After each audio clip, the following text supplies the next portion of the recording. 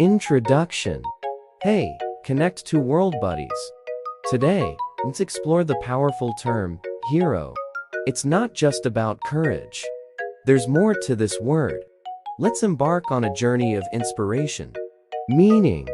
So, a hero is someone admired for their courage, outstanding achievements, noble qualities, or who shows great strength in the face of adversity.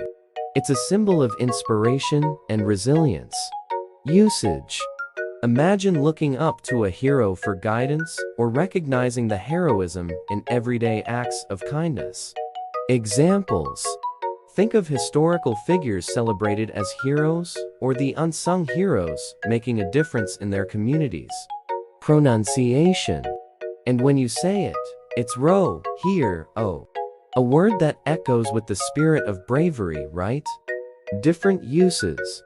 Ever heard of local heroes?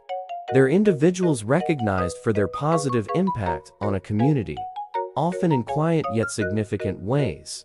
Conclusion.